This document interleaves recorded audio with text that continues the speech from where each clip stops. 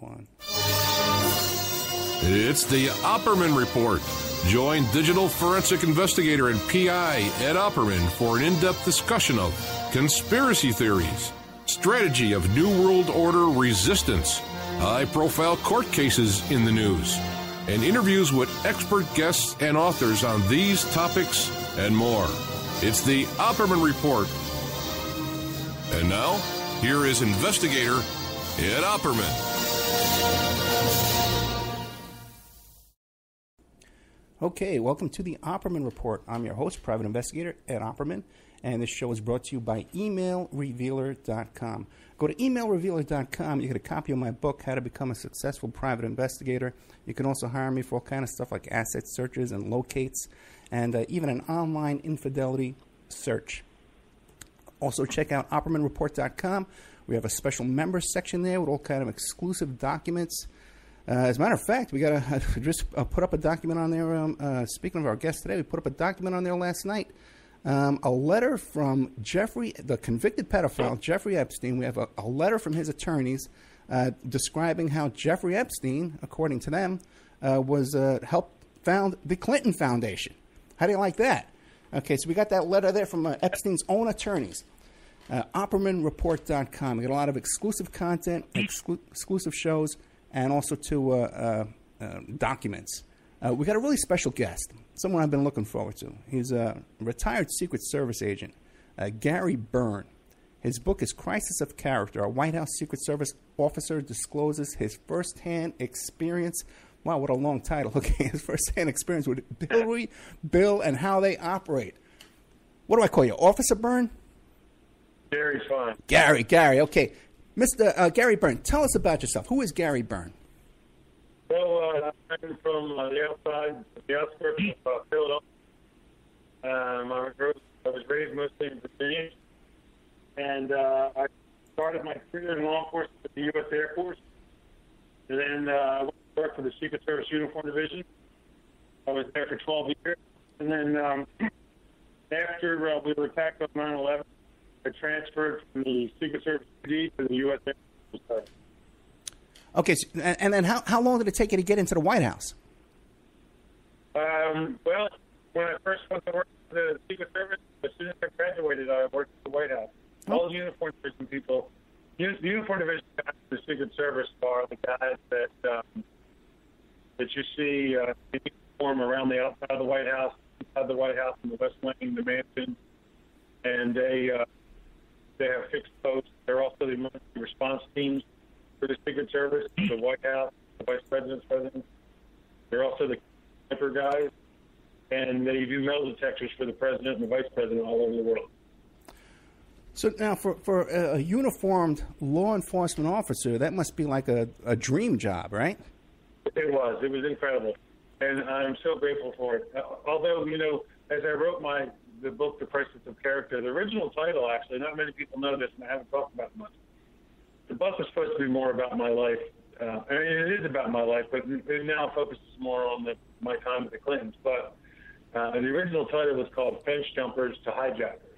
And once I got a publisher, it was funny because they said, we like that title. We see what you're trying to do with it, but we're not going to use it. So anyway, we came up with Crisis of Character. And it's not just about the Clintons' crisis of character. It's also about mine. You know, coming out and, as we call it in the Secret Service, talking out of school. But I felt compelled to write this book. I started it about a year and a half ago when I discovered Mrs. Clinton was going to try to run for the office of the presidency. I think it's important for the American people to know what the truth is about her, that she's not a leader, that she's somebody who clearly seems to have issues with anger. And quite frankly, all the positive hype you've ever seen about her, and supposedly how good of a leader and a politician she is complete hype. Now, what period of time were you in the White House? I started in 1991, and I transferred out to the training center in actually, I was at the White House the whole time I was there.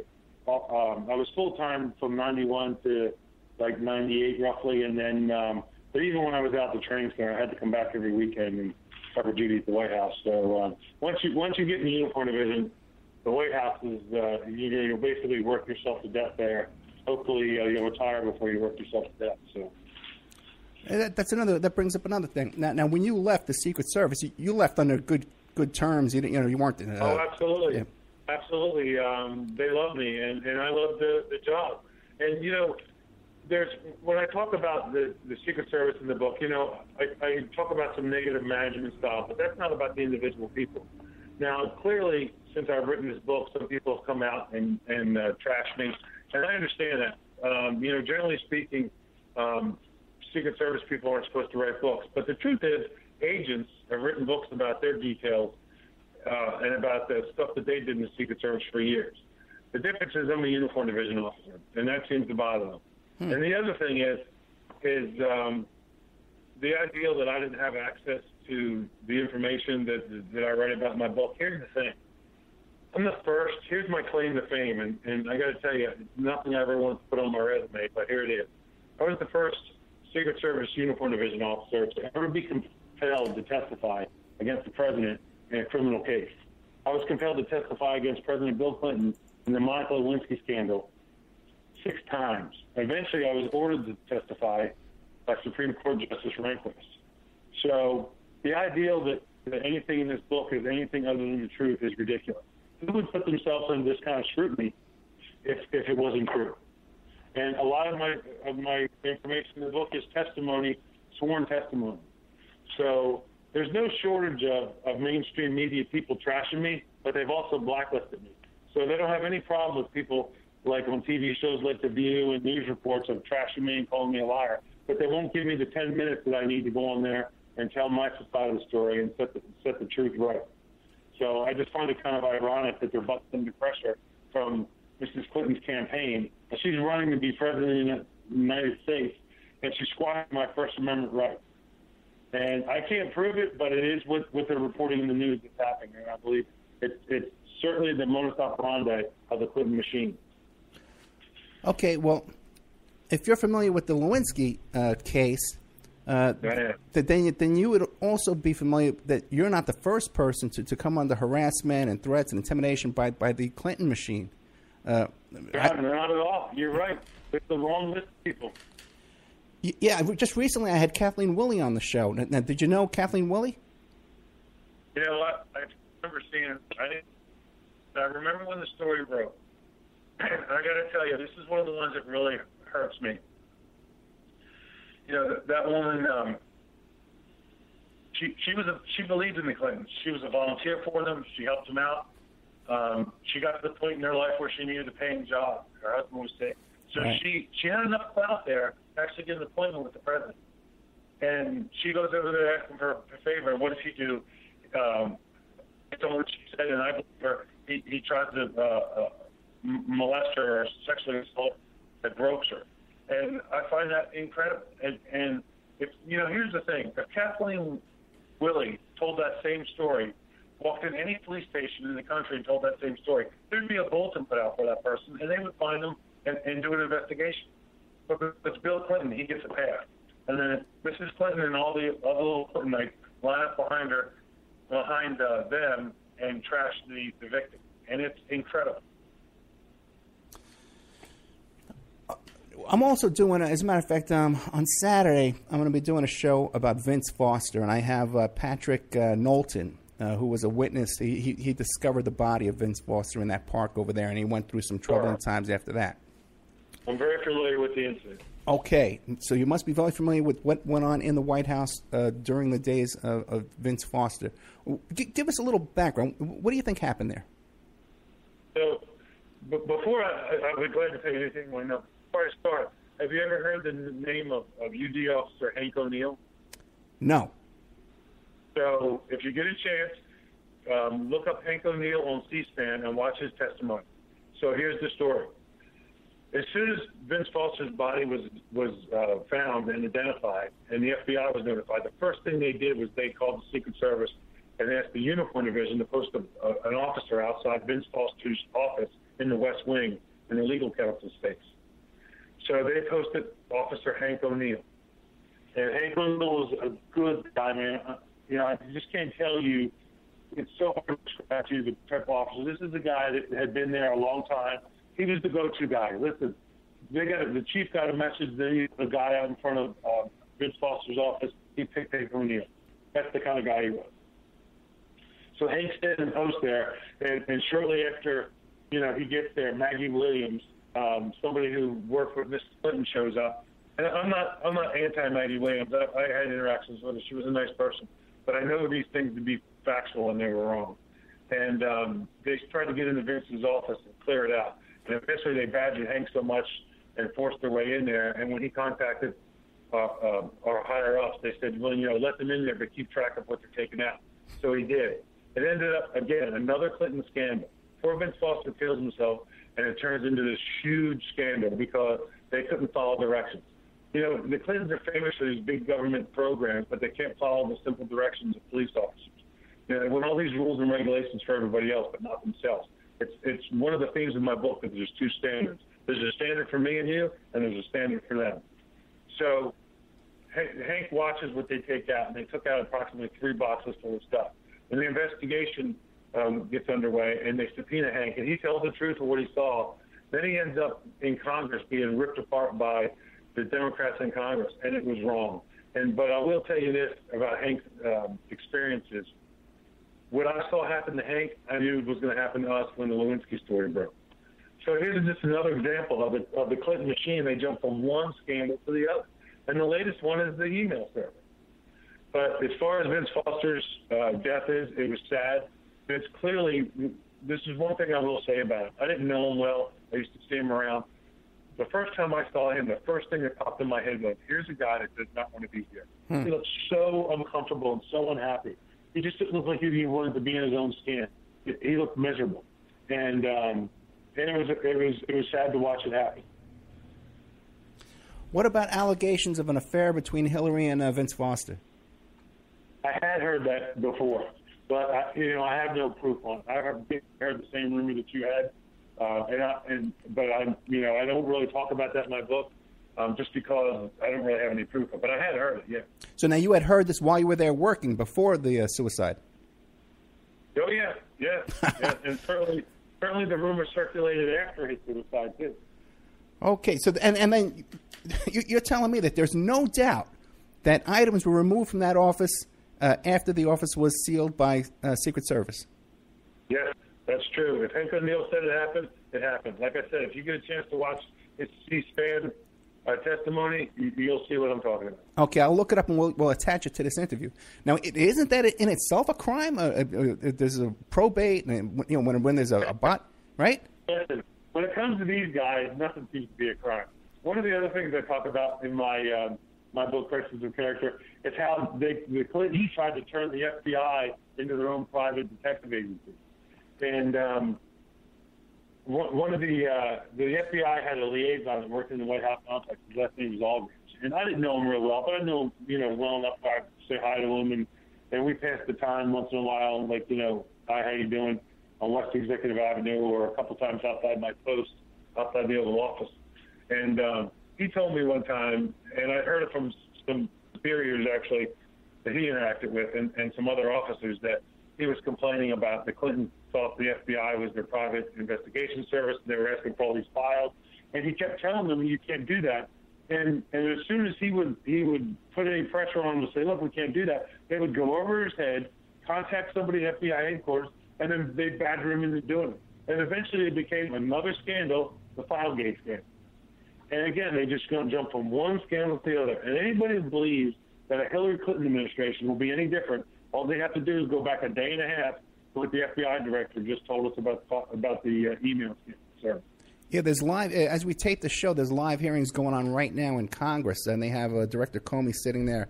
And I tell you, I don't know if you ever had a chance to watch this today. I apologize for taking you away from it if you wanted to watch it. No, it's fine. Yeah. No, it's good. But it's really I got to tell you, man. I got to tell you, I've been involved in a lot of. I was involved in a congressional hearing as well. I cannot imagine this is going to turn out well either for Comey or for Clinton. But back to Foster. Yeah, go ahead. No, well, it won't let. Are you there? Yeah, are you there? Yeah, you're breaking up just a little bit. Whatever you were doing before when you were really close to the phone, was good. Okay. Yeah. Now, so everything that they get involved in seems to roll off their back. So look at last weekend or a couple days ago, whenever it was, when the Attorney General is in an airport in Phoenix, Arizona. Right. And all of a sudden, Bill Clinton shows up. Just by accident. But that was no accident. He's a former president of the United States. He's got lots of friends inside all these agencies. He knew where she was going to be. This is what I refer to as the soft intimidation. He purposely scheduled that, went there, and to remind her, I wasn't on the plane, but this is my experience that I talk about in Persons of Character. And I'll give you an example of where I saw him do this to a UD officer.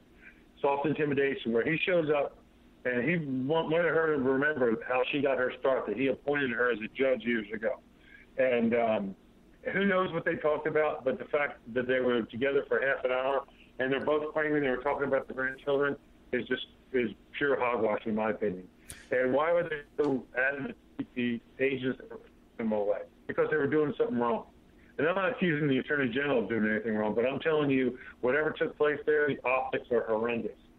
Now, and a good example of when I talk about this soft intimidation, during the time that myself and these other officers and some junior agents, and one thing you have to understand about the Lewinsky investigation, the Secret Service executives at the time, the director and all those people, deputy directors underneath them, they could have testified. They had the information with the 10-star one, but to save their careers, they pushed us forward. The uniformed guys that were posts in and around the White House and the West Wing, some young, and one executive who was on the protective detail, but wasn't even on the protective detail when all this took place. And they did it to protect themselves. So one of the things you have to realize is that when we were forced to testify, nobody ever wanted to talk about this. But, when the Justice Department and the Supreme Court tell you to testify, you either do it or you go to jail. I mean, one of the things that is Mrs. Clinton's hallmark whenever she testifies in these scandals is they get away with, and the president, they get away with, I don't remember, I don't recall, I don't remember. Well, how is it they could be so smart that they can't remember these things, or so intelligent, or so good at their jobs? If a uniform division officer or a Secret Service agent, we were told flat out, if you can't remember or can't recall, and we can prove you're lying, you're going to jail. And I believe them. Well, already in today's hearings, they've pretty much demonstrated that she did perjure herself before Congress when she was talking about no classified emails and things like that. Now, a couple of questions for you. In your experience as a Secret Service agent, this idea of when Clinton's meeting with Lynch, that they're telling the press that they're not allowed to take pictures and report on this. Have you seen that before? Yeah, sure. They don't want any. They don't want any information, that it took place. They don't want to be able to prove. They want that plausible deniability. Oh, that's just rumor. Well, it's fact, and we know it happened. And yes, there are examples of that in my book, Persons of Character. Can you give us another example of that? And wouldn't that be an indication that there was something nefarious going on at this meeting? Yeah, I think there was. I mean, who really knows? But again, the optics are horrendous. Here's an example for you that I talk about in my book.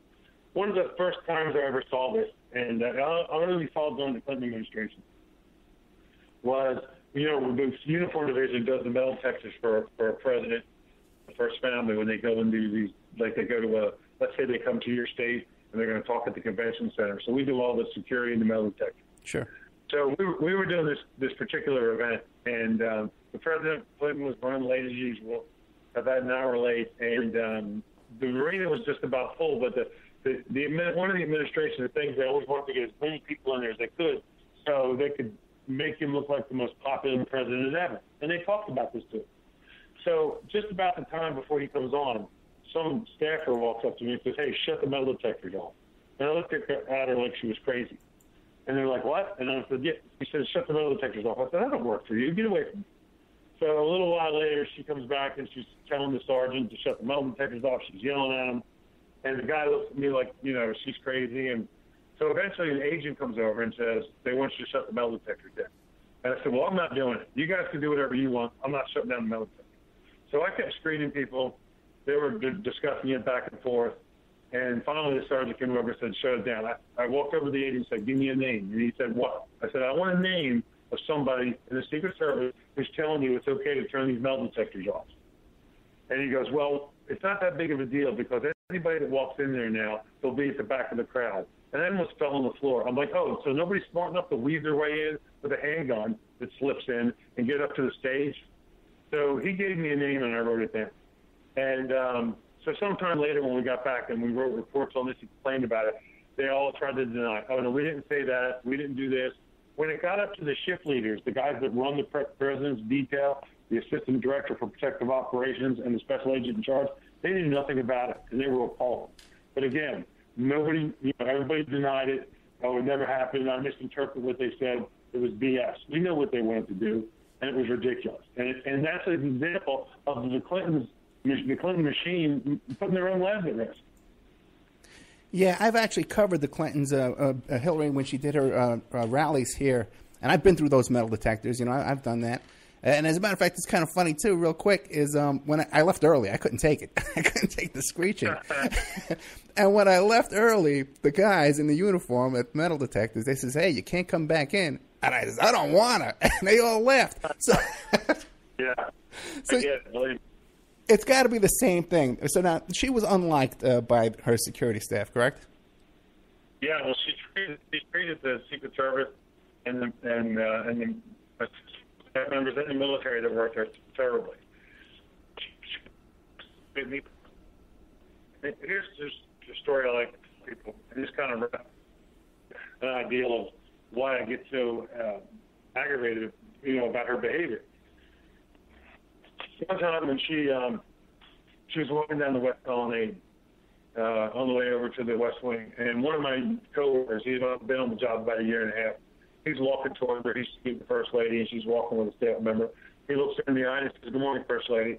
And she looked at him and said, go F yourself. Now, here's the thing about that. It's incredibly rude. It's wrong. And it's true. But here's the thing. 3 or 4 years before that, that guy was in the Army. He won a Purple Heart for an injury that he sustained early in the missions to Somalia. And then 3 or 4 years later, he's working for the Secret Service, still protecting his country and its leaders. And the First Lady of the guy who sent him to Somalia, where he got his Purple Heart, tells him to go F himself. I'm sorry, that's unacceptable. If you walked into your dentist's office and you saw your dentist treating his employees like that, you would run out of there like it was on fire. It's just insane. And I have many stories like this that detailed in my book, Crisis of Character. Crisis of Character. I'd like to back up a little bit back to Vince Foster for a second. One of the elements of that story is that when he left the White House to go commit suicide, he never signed out of the White House. Now you that's pretty much one of your jobs over there, right? Is that possible? Yeah. So here's the deal. I don't know exactly what they're talking about because they're using terminology like that's lawyer terminology. When you enter the White House, you have a pass around your neck, and the Secret Service people had them too, and they were different colors. Now ours were blue, which allowed us anywhere, and then we had a special mark on there that told anybody else that you were a gun carrier.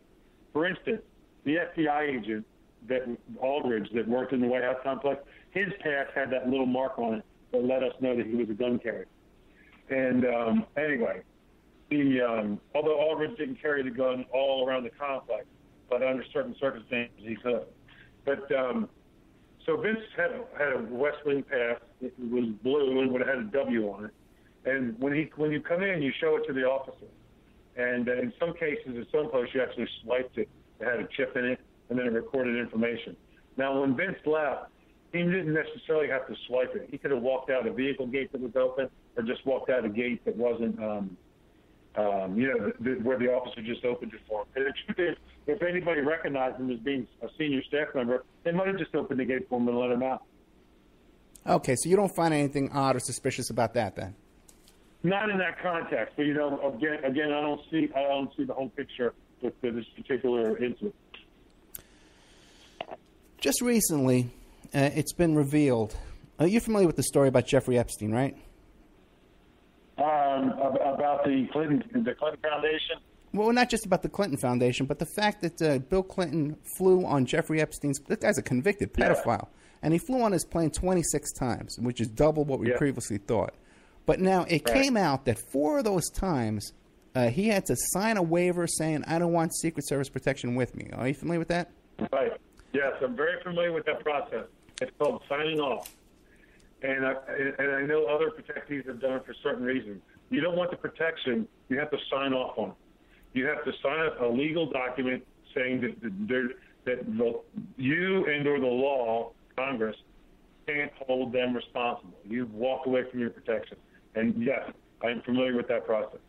And all the times you were dealing with Clinton when he was president, did he ever do that? Not to my knowledge, no. And your experience as a Secret Service agent, have you've personally experienced someone doing that and signing off? Actually, I don't. I can't recall that, but I do have an incident where Mrs. Clinton tried to ditch her protection because she was so angry about something and walk off the complex. Amazing. Just amazing. Was this like the Beverly Hillbillies over there? Well, it's funny you should say that, but I remember when they first got elected, somebody had some political cartoonist drew a picture of the president and Hillary in a pickup truck with looked like it was right off a hee-haw, coming to Washington, and they're coming to the White House, and the officer and the agent stand out in front of the White House. The caption was, "Here we go again," and I guess they were referring to President Jimmy Carter, who did Georgia. So. Now, in your experience, your expertise, what would be a reason why Clinton would sign off on Secret Service protection in order to fly on a plane with Jeffrey Epstein, a convicted pedophile? Because he didn't want the agents to see what he was doing. Because in his experience, he already had gone through getting caught with Lewinsky, and we were forced to testify against him. And he realizes that if he gets caught doing something wrong, that they can end up testifying against him. And that's the only reason I can think of. There could be no other harmless? Sure there could be. Sure there could be another reason. But based on what we know about Bill Clinton the last 30 years, his behavior with women, the accusations about all the other crazy stuff, the stuff we know about that's in testimony, my guess would be, my feeling, based on what I know, is he signed off on it because he didn't want people seeing what he was doing. And whatever he was up to, it's probably unacceptable to the normal people, to the general population. Now, okay, you were there every day, and you had a lot of experience with Monica Lewinsky. I did. Describe, was this like a naive kid? Like, she was 20 years old, right? She was 21, I think, when she started working there. I think she was roughly 22 when the affair started. Right. How old were you? I was about 30, early 30s. Okay, early 30s. Now, would you have considered you as a 30-year-old guy, the mid-30s, and this 21-year-old kid, if you were single at the time, would you have said, "Hey, you know what? Let me hit on this kid. Let me try and get a date with her"? No, I would not. First of all, one thing you learn about being in the Secret Service, and a lot of guys forget this and they end up doing it anyway, but there's an old saying, "Don't crap on the kitchen counter." So, I wouldn't. If I was single at the time I was dating, I wouldn't be dating anybody that I was working with, worked around or worked in the West Wing, because that can come back and blow up in your face. Especially someone who was working for free as an intern and a kid. Right. Yeah. Right. But President Clinton at the time was at least in his 40s, in his mid to late 40s to 50, and she was a 21 or 22-year-old intern. Yep. Okay. Now, what about other women? Sure. I ended up having to testify about some of them. One of them was Eleanor Mondale. Yeah, right. Who was a reporter and actually the daughter of former candidate Walter Mondale. And I feel bad about having to write about her, but I did have to testify about her. And the reason I feel bad now, she passed away. But of what happened are still the same, which is one day I was walking from the East Wing to the West Wing in the White House, and going back to my post, and I stopped to talk to one of my coworkers on the ground floor of the White House, and his post is right outside the map room.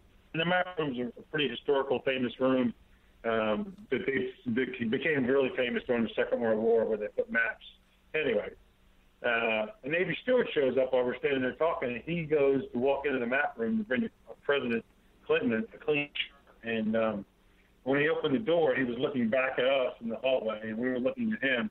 And when he opened the door, there was the president standing there with Eleanor Mondale in front of the map room table, making out like high school seniors, and they didn't even look up. And the steward, he was looking at us. When he looked into the room and realized what was going on, he got all embarrassed. He closed the door and took off running. And then, myself and the agent and then my coworker, the other UD officer, we just kind of looked at each other and said, "Oh, here we go again." And it was just another day at the White House. And you broke up a little bit there. You said that she's passed away now. She's dead?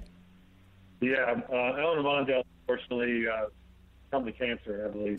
Oh, really? Oh, that's a shame, yeah. Yeah, it's just terrible. Okay. What do you make of this whole business with the FBI, with the email scandals? One question, let me back up a bit. I remember reading something about Bill Clinton saying to Monica Lewinsky that he was afraid that their phone calls were being recorded by the Israeli Mossad. What do you make of that statement? I don't know. I do remember something like that. They did show signs of paranoia at times. I'm no psychologist, but I consider myself an excellent observer. And there were different stories that I talk about in my book, Crisis of Character, where they were the president and even the vice president and some of the senior staff exhibit this ideal that somebody was listening to either the Bush administration or somebody else. So it does not surprise me at all that that statement was made. You're saying that the Clintons thought that the Bushes were listening in on them? Yeah, when they first got elected, one of the first things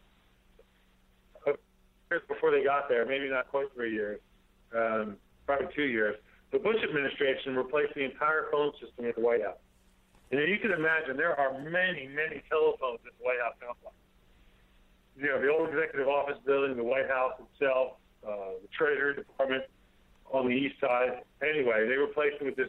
At the time, it was AT&T's state-of-the-art system. I think it was actually called the Merlin system. But anyway, when the Clintons got in there, one of the first things they did is they decided, and I know this firsthand because I knew the AT&T technicians that had to install this equipment and maintain it. We used to see them all the time.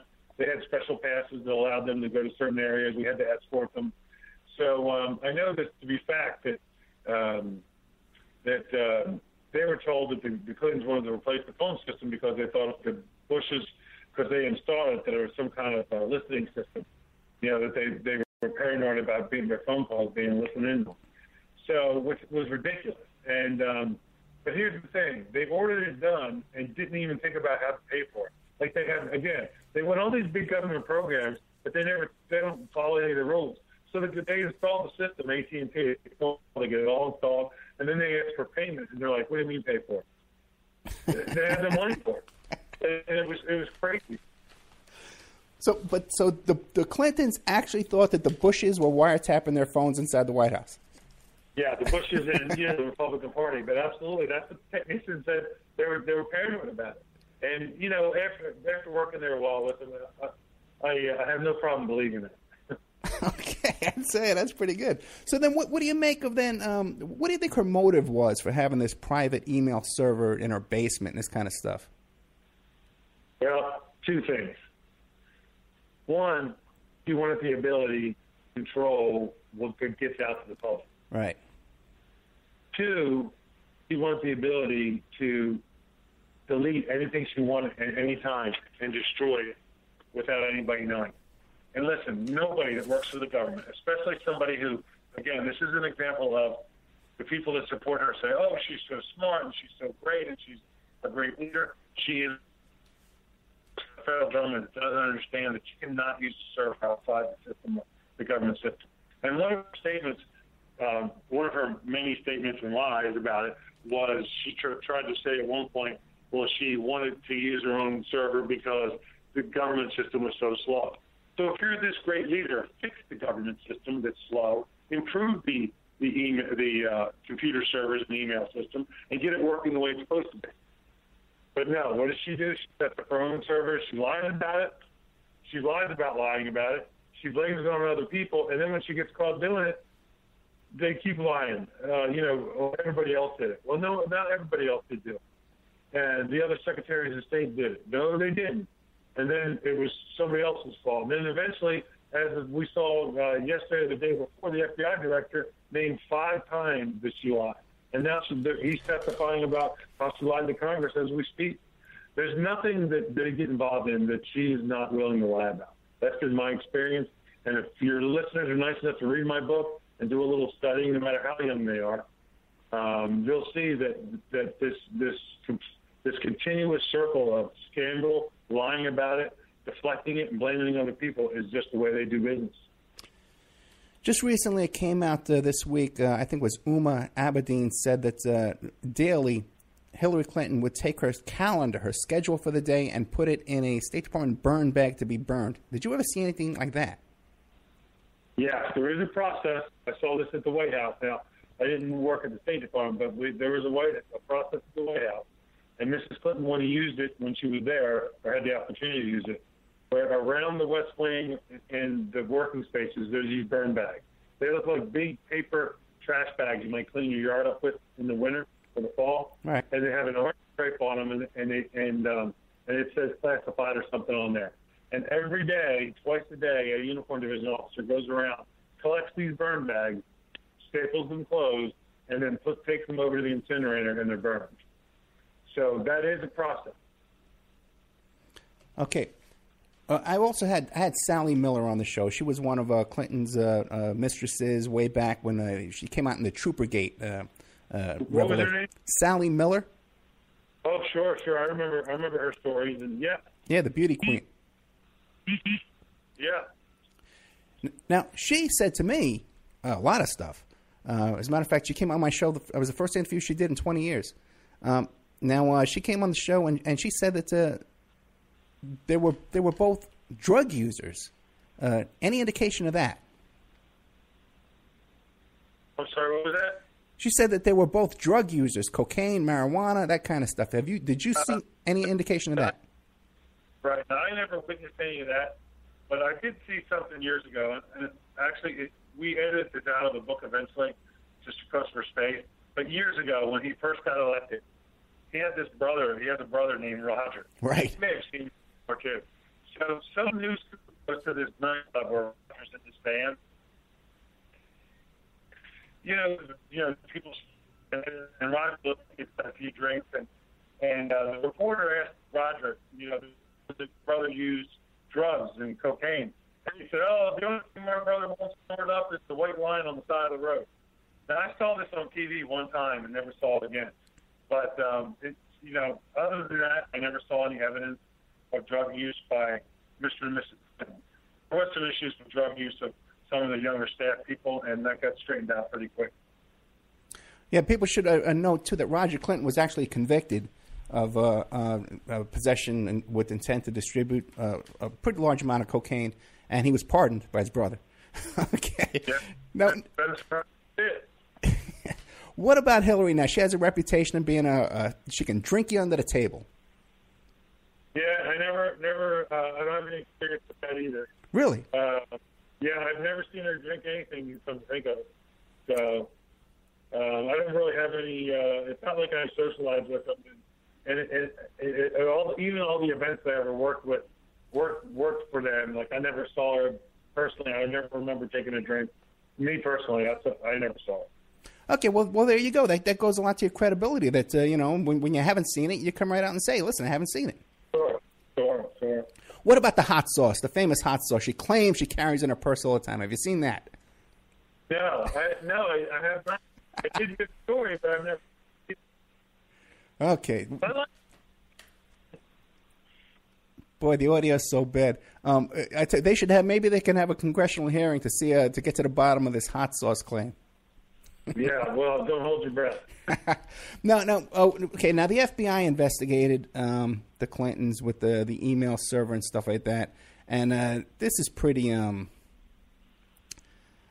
I think everyone's finding this hard to stomach that they would come back without an indictment, considering that there's just their recklessness was just so flagrant, knowingly with the server in the basement. So this plays into my book. There's two sets of rules. There's the rules for you and me, and then there's the rules for the Clinton machine. It's wrong. It's obvious, and everybody seems to tiptoe around it, and it's incredible. Do you think that at this stage that they have that kind of power to intimidate the director of the FBI into not indicting? Yeah. Do I think it's possible? I do think it's possible. I don't really know what's going on now. I will tell you, I mean, even if it's not true this time, how did we get to this point? If you look at all the stuff, I talked about the intimidation they tried to put on one of my coworkers when we were testifying in the Lewinsky case. Look at all the stories about intimidation from Arkansas. And, when they first came off from Arkansas, everybody said, oh, that's just tabloid. It's not true. Everything that happened down there that we heard about eventually ended up becoming true. And then some. It's just insane. You just can't make it up. And I have no idea why they have this Teflon skin ability, but they do. Nothing seems to stick to them. Can you give us any tidbits that maybe haven't been in the news that people wouldn't be familiar with regarding the Lewinsky situation? Let's see. Yeah, sure. I'm sure I can. Let's see. Stuff about Lewinsky. Well, I talked about having been forced to testify against him. I will tell you, this might be interesting, and you'll certainly understand this having your background. So one of the things once we were subpoenaed to testify was we were all government employees, the Secret Service, the attorneys. So there was no attorney-client privilege, which basically eventually came to the conclusion that of the things we saw during this investigation, that every day after dinner, all these lawyers got together pretty much, and were eating at the same steakhouse. They were passing information back and forth, and that's certainly what I believe, and but I came to the conclusion towards the end of the investigation. Hold on. You're saying that you believe that the Monica Lewinsky investigation and all that Ken Starr investigation was pretty much an old boy's backroom kind of a... Yeah, experience what I saw towards the end, and things that happened, and information that all of a sudden certain people knew about. It led me to believe the attorneys that were setting up were passing information to the Starr investigation. I certainly believe that. I can't prove it, but it's what I experienced over that long period of time. You're not the only. Yeah, you're not alone in that conclusion. In the guests that I've had on the show, what do you make of Ken Starr now being involved, being one of Jeffrey Epstein's attorneys, his defense attorney? I think it's just a strange bedfellow type thing. It's so bizarre just to think about it. So, but I will tell you, Ken Starr is, he's a good attorney. So. It is what it is. Listen, I'm actually running out of time. I have to do another show, so I'm going to have to sign off here. Okay, one quick question, okay? I have a document here that came up in the Vince Foster investigation, and it's from an FBI agent named Jim Clemente, and it's a document about child abduction and serial killer unit, questions for a suicide expert Vince Foster death investigation. Why would there be questions about child abduction and serial killers in the Vince Foster investigation? I have no idea. I have no I have no information on that. That's the first for me. Okay, Mr. Byrne, thank you so much. I hope I can beg you to come back one time and fill in some more information for us. Gary Byrne, Crisis of Character. It's available on the Opperman Report website and also on Amazon.com. Thank you so much. Thank you. Bye-bye. Bye-bye. Okay, that's interesting stuff. I think and the audio was horrible. But I think we got a lot of great information out of Gary Byrne there. I think that other people haven't asked him. I think the headline, the breaking news, is the Clintons thought that the Bushes were tapping their phones inside the White House. What the hell's going on there? By the way, too, we had him booked for 1 hour, but then it turns out that his scheduler only had him for 15 minutes. So he gave us a great amount of additional time there as far as what his schedule was today. Great information there, though. Eleanor Mondale, by the way, the daughter of Walter Mondale, I was familiar with the allegations that she was having an affair with Clinton. And at that same time, too, it's also been alleged that she was having an affair with Arnold Schwarzenegger. So she was quite the, got around the town, the socialite, you might say. Okay, let's see. Anything else here? A lot of information came out here with our friend here, Gary Byrne. I'm very happy with this interview. So I will be interviewing shortly Patrick Knowlton, who's the eyewitness who found the Vince Foster body. Then we're going to have William Ramsey come on and give his comments. As you may or may not know, he has a lot of personal knowledge about the Vince Foster case. Let's see, what else? This document that just came out, a letter from Alan Dershowitz and Ken Starr, and the attorneys for, and Jerry Lefcourt, okay, my old buddy. That came out, Jerry Lefcourt, you might not know, was the attorney for Yippies back in the 80s. He was the attorney for Abby Hoffman when he had that coke case. But they just released a letter that the Jerry Lefcourt and Alan Dershowitz wrote to the prosecutor in their plea negotiations for Jeffrey Epstein, the convicted pedophile, that Jeffrey Epstein, a member of the Council on Foreign Relations and the Trilateral Commission, was also pivotal in founding the Clinton Foundation. So, as you can see, these scandals just kept getting deeper and deeper and deeper. You heard Gary Byrne describe how much is involved in someone under Secret Service protection to opt out. You have to sign a legal document saying, I'm opting out of Secret Service protection.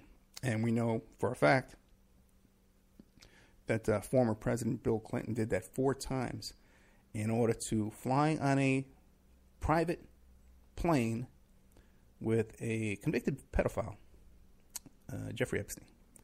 So these are all very, very interesting tidbits of information. If you enjoyed today's show, please check out OppermanReport.com because we have more shows like this. You could sign up, you could become a member, and it helps support the free shows that we put on Friday nights and Saturday nights. And it also, too, you get exclusive content. These documents we discussed earlier, you get these documents and you get, access to exclusive shows that are recorded and approved and interviews that are only for the members, only for members in the members section. So today we had former retired Secret Service agent Gary Byrne. He's the author of Crisis of Character. A White House Secret Service officer discloses his first-hand experience with Hillary, Bill, and how they operate. And you might have seen Gary's in great demand. We were lucky to get him. He's on Fox News almost every night this week. And, all the mainstream media, Drudge Report. And now he's finally made it to the Opperman Report. Okay, guys, thank you so much. And I'll play these ads. We'll come back a little bit. I didn't play any ads while we had Gary Byrne on the line because I didn't want to waste any time. This is your host, Private Investigator Ed Opperman. And if you're enjoying this show right now, there's more. You can get more. You can go to the Ed Opperman YouTube channel, and you could subscribe there. And we have archives of all of our past shows for over the past 3 years, about 200, 300 shows. You can also go to the Opperman Report Spreaker channel, and you could follow us there. Again, a ton of shows, about 300 shows on there. And whenever we do an impromptu show, an emergency-type broadcast that we do during the week occasionally, you'll get an email notifying you of breaking news and spontaneous broadcasts that we may do during the week. You can also go to OppermanReport.com and become a member. If you become a member, you help support the free archives on Spreaker and YouTube, and you help support the free shows on Friday evening and on Saturday evening. Each of these shows, Friday evening and Saturday evening, are carried for free on 7 internet stations, okay? So you help support that, but also, too, at OppermanReport.com in the members section, we have exclusive content. Shows that are recorded during the week that are only available to members. So please check out OppermanReport.com and help support the show. The son of a Polish immigrant who grew up in a Brooklyn tenement, Bernie Sanders. He went to public schools, then college, where the work of his life began, fighting injustice and inequality, speaking truth to power. Bernie moved to Vermont, won election and praise as one of America's best mayors. In Congress, Bernie stood up for working families and for principle, opposing the Iraq War, supporting veterans. Now he's taking on Wall Street and a corrupt political system that holds up a rigged economy. Bernie's campaign is funded by over 1 million small contributions from people like you. He's fighting for living wages, equal pay, and tuition-free public colleges. Bernie Sanders. People are sick and tired of establishment politics, and they want real change. Bernie Sanders. Husband, father, grandfather. An honest leader.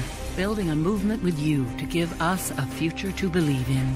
I'm Bernie Sanders, candidate for president, and I approve this message. Paid for by Bernie 2016.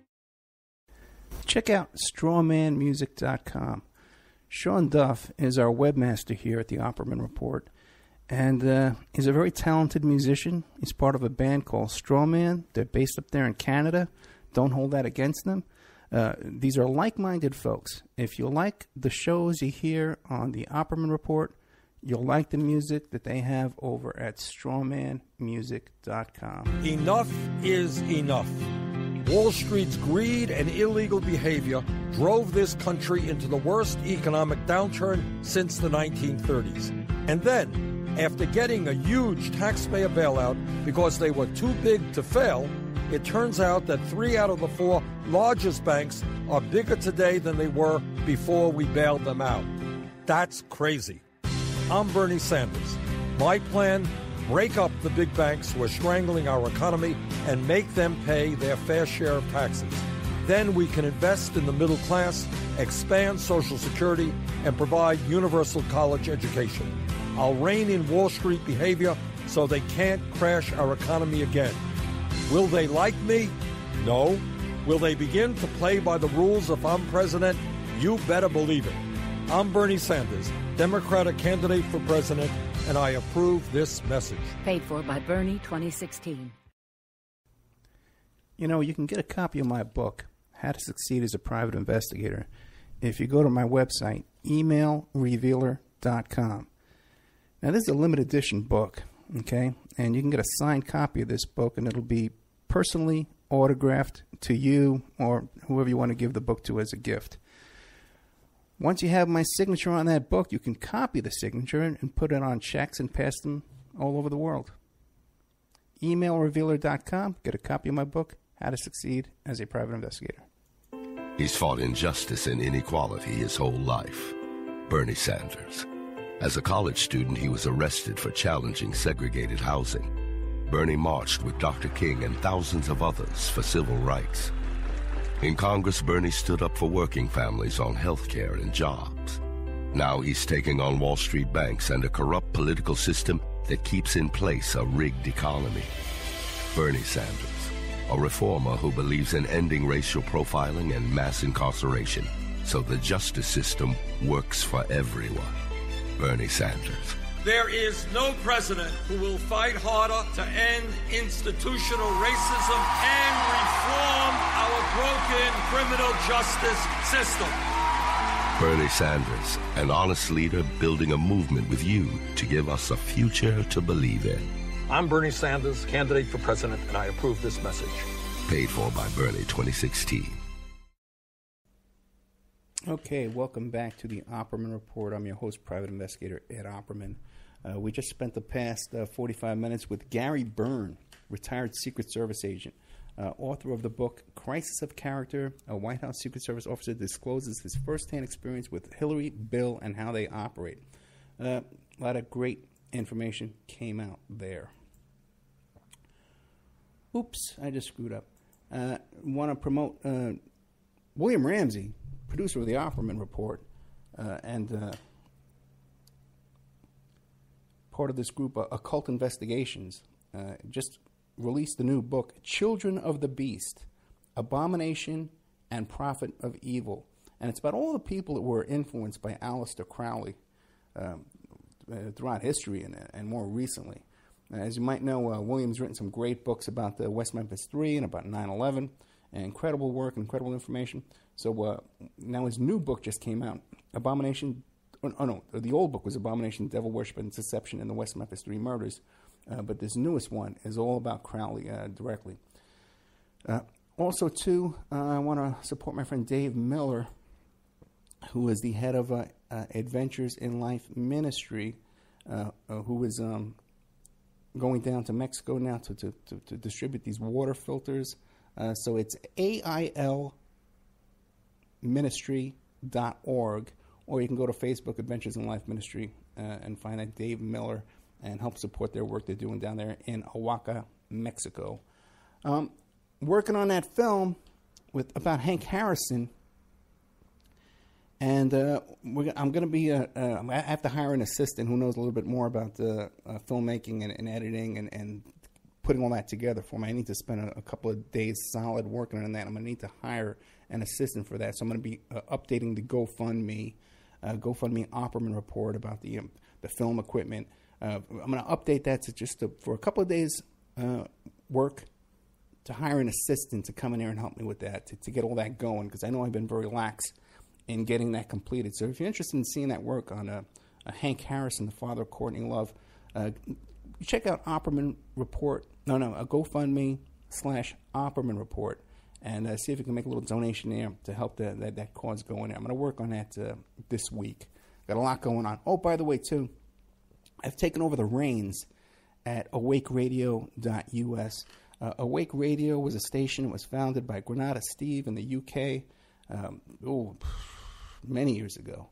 And it's had its highs and it's had its lows. We lost Steve, about 4 or 5 months ago, 6 months ago, I'd say. He passed away. He had really bad, what's that thing called? CPD or OP? The thing where you can't breathe, you know? And he was down to like 70 pounds, the poor man. But he's still, in the last days, he was working all the time. And this was his child. Awake Radio was his child, his creation. And so we had really bad trouble the past week where we ran out of funds and ran out of hosts and ran out of labor. And I stepped up, and it was requested that I take over and manage the station. And we're bringing on a whole bunch of new hosts. I have at least 5 on the line right now. Nick Drago, Dylan Wade, Chuck Ocelli from the Ocelli Effect. My daughter, Vic, is going to come back with a show. You might remember her old Teen Truth. So we got a lot of new hosts coming up, about 5 or 6 lined up, and we'll be bringing them on the air over there and hope to rebuild that station and bring it back in honor of Granada Steve. Listen, guys, thank you so much, and I'll see you next week.